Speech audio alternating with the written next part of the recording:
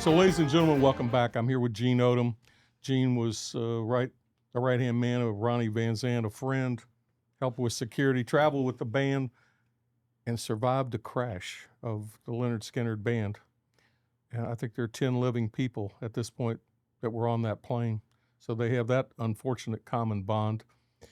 But Gene's had a book out for a while, but I just think the 50th anniversary is coming up in exactly 2 years. It'll be October 2 years from now. And I think that you should hear the story. It's quite a story. I wanted to spend this segment on his book. You heard a little about the band and the behind the scenes, but it's a great read, something we can't do here. I want you to know how to get it, and I want you to know a little bit about what's in the book. And then, you know, at the 50th anniversary, I said, are you going to update the book on what's happened? So anyway, he's thinking about that. So we hope to get him some input, and he's going to give you his P.O. box. You got any comments or thoughts? I'm sure he's not a guy that's on Facebook and all that, but you can write him a note, and he'll sign these books for you, which if you go in a bookstore, you're not going to get. And I just think it's a great piece of history you ought to read about. If you're into rock and roll at all, change the world. Tell us about the book, and again, the title is? The title is Lynyrd Skynyrd, Remembering the Freebirds of Southern Rock. Remember the Freebirds of Southern Rock. Tell me, just bounce me through, if you can do that. I'm putting you on the spot, but like some of the chapters, where does it take us in the book? It takes you from the beginning to the very end. That book tells you everything you want to know about the band Lynyrd Skynyrd, the original band Lynyrd Skynyrd, and it tells everything, the whole story. You were in the middle of all of it, weren't you? Yeah, basically. You really were. Because me and Ronnie grew up together, one street over from each other, and he trusted you. Yeah. You were probably the only guy on the tour that no drugs, no drinking, no nothing. I was the only guy. You said you've never had a sip of alcohol in your life. Never tasted alcohol. Good for you. Never smoked cigarettes, booze, marijuana, none of that. No drugs. And with my way my back and my neck is, I can't take narcotic pain medication because my system rejects it. I get horrendously sick, so I can't take no pain medication or nothing. And you said that crash, the airplane crash with Lynyrd Skynyrd, compressed your spine. Yeah, I hit on my head so hard that I didn't know that. But the neurosurgeon told me, the neurologist told me that my spine was compressed and 5 was fractured all hell. And I hit so hard on my head that it just compressed my whole spine. You ended up underneath the right wing of the plane. Yep. And they didn't even know you were there. No, nobody knew I was covered there. by the wing. You flew out of the plane and underneath the wing. Flew out the plane up under the wing, and you weren't in a seat anymore. No. At that time, it got dark, and it was pitch black. And so the guys with the flashlights were up inside the plane trying to help and get us out, get people out that was in the plane, dead or alive. And I was up under the wing, unconscious. I had a massive, massive head injury. And you lost your eye eventually. Yeah, my eye got burnt by flares. I was up under the wing that ignited, and phosphorus dripped down on me, melted my eye, burnt holes in my skin and my neck and my head and my arm. And we tried a couple corneographs on the eye, but the chemical burns, it never would take. And they just had to take it. We ain't going to call you Freebird. We're going to call you Tough Bird. Wow. What Looney Bird? Well, Looney. What was that bird? Looney. What was that bird? Looney Tunes? No, that old Yibbity, bird. yibbity, that's all, folks? I can't remember the name. That's what I said. They said, Brian, what are you going to put on your gravestone? Dodo bird. Oh, I said, that's what I'm going to put on my gravestone. Yibbity, yibbity, yibbity, that's all, folks. Yeah, man. So anyway, they'll be like, man, them guys must be drinking today. We're not. Yeah. But back to the book. Bounce me through the chat. Again. Well, let me start that out. That guy I was just telling you about, Bob Burns, his buddy, the lawyer, his best friend was a speechwriter in politics, and he wrote for a senator, Florida senator. Somehow or another, the senator got beat or retired or something, so Frank decided that he didn't want to speechwrite anymore. And so Michael, that lives across the street from Bob Burns, he's a lawyer. He called me up. He said, "Hey, Gene, man," he said, "look here, my buddy, Frank Dorman, has got out of politics, speech writing, and he wants to try to help you do your book. And he can get you a book deal." And he said, "You don't know how to write because you don't have an education. And Frank can get a deal for you and make y'all some money." So Random House agreed to publish the book because there was a guy that could write that was helping ghostwrite the book, Frank Dorman. And actually, the editor for Random House told me he loved my story, but he said, "You don't know how to write because you don't have an education." And he said, "Talking to you on the phone, you barely can speak the English language." And I went, "Yeah, I know." I said, "I know a few words. Yeah. Let me show you." Yeah. Yeah. And so we did the book, and they loved it. Random House loved it. And they said, "How many hard copies do you think you want to have done?" I said, "I tell you what, I want to make it a collector's item, so make it just 2,000 copies." And boom, those copies sold out. So essentially, evidently, whatever the right word is, that paid them back for their money that they put up and whatever. So they didn't have nothing to lose. And they said, "Man," he said, "we're going to make this a bestseller." They sent me to Frankfort, Kentucky, and Vincennes or something, Kentucky.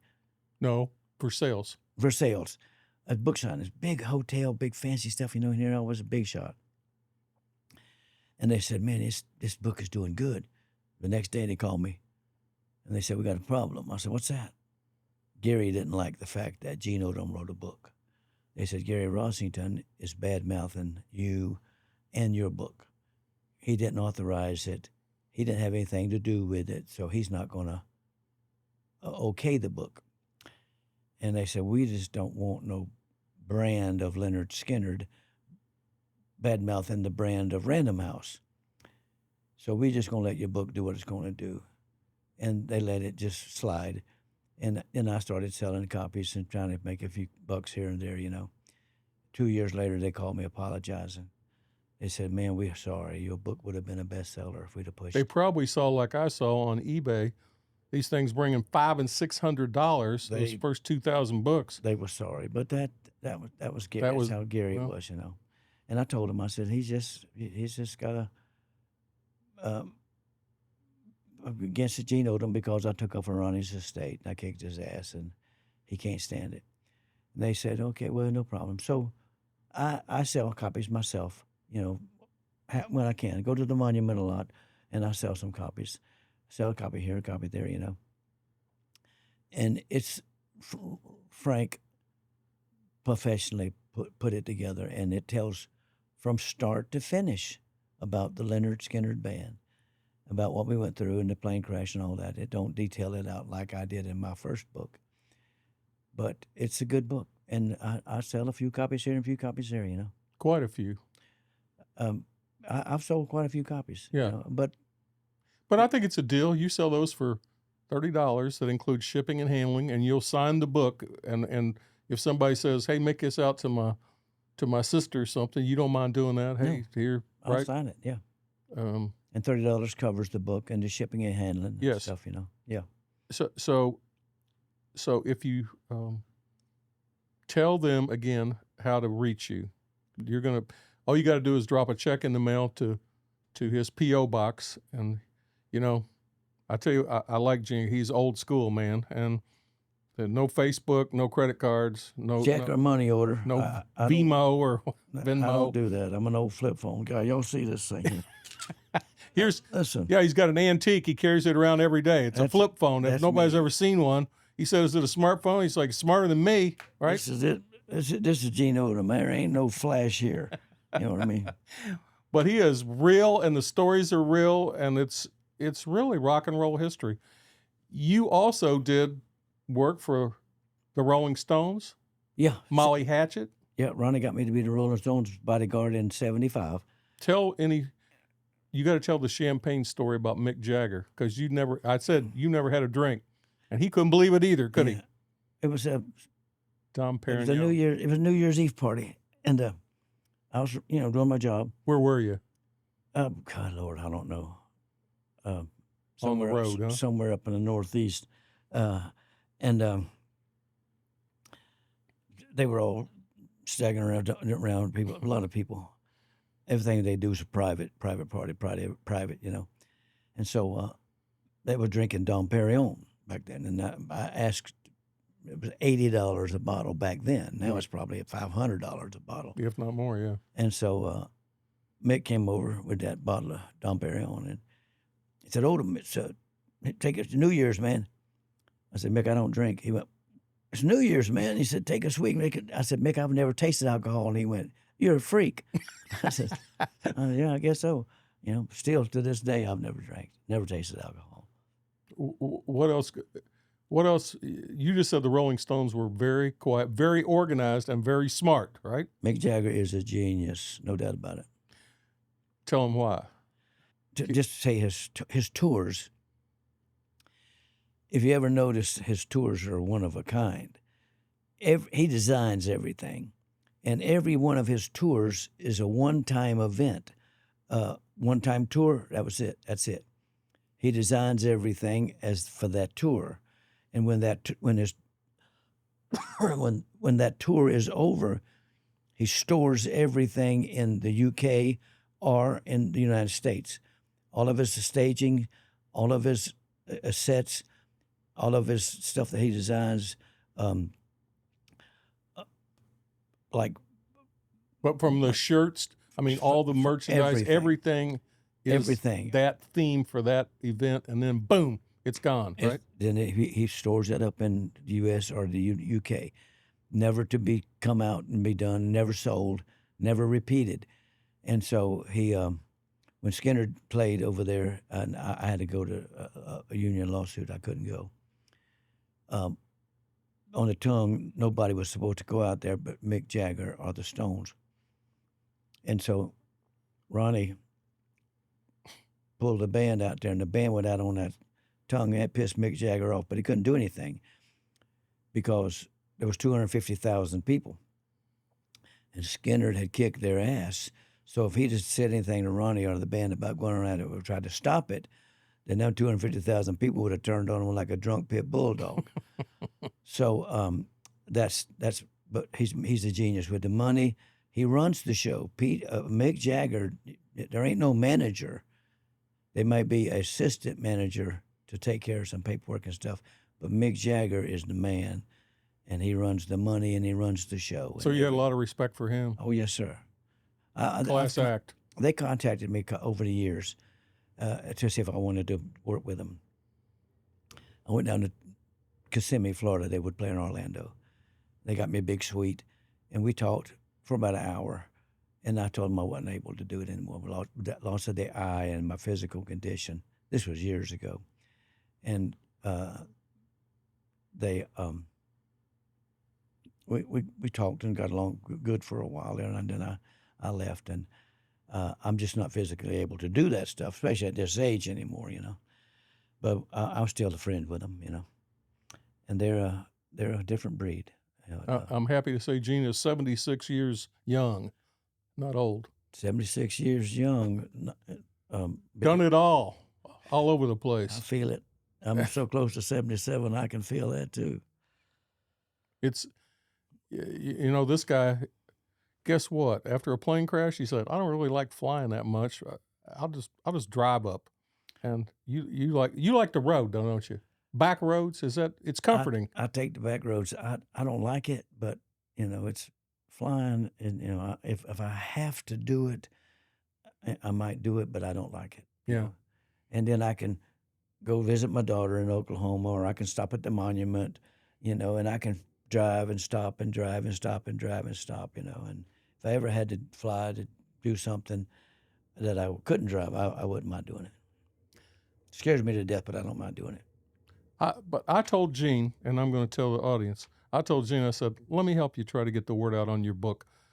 He works really hard on that stuff and his T-shirts, his merchandise. And so help support him. He's the living spokesperson. 50 years of this and rock and roll history. Very quickly, you were at the Rock and Roll Hall of Fame when they were inducted, I guess. Huh? Yeah. I was up there just chilling out, and I wanted to be there for my old fishing buddy Ronnie.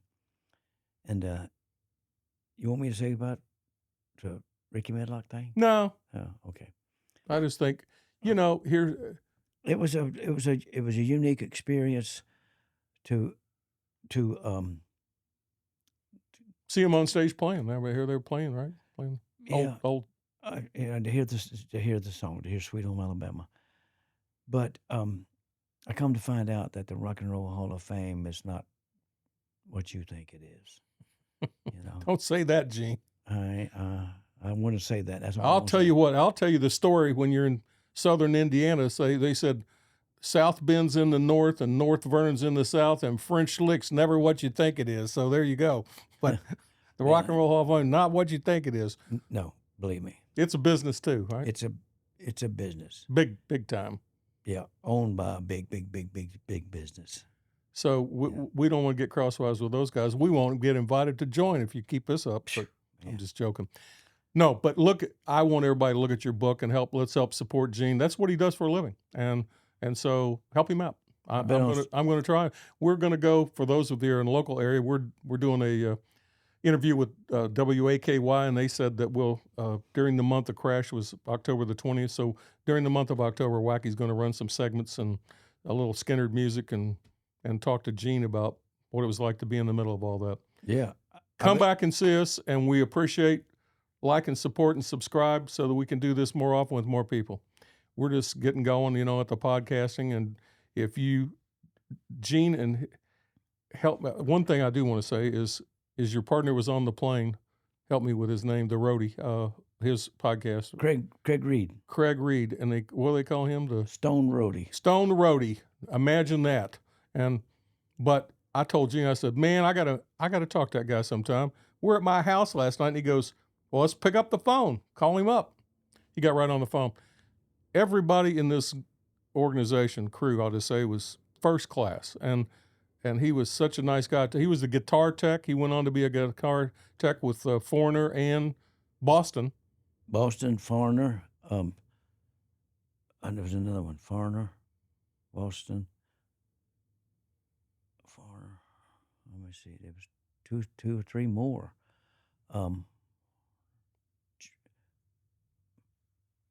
Well, anyway, check out his podcast. He's an interesting source too, and he's into the nuances of the guitar business. We were talking about instruments and guitars. And anyway, check out his podcast. Gene's on there with him. They're riding through Florida, shooting the breeze together. It's just a cool story, man. And we appreciate you being here. Glad you're here.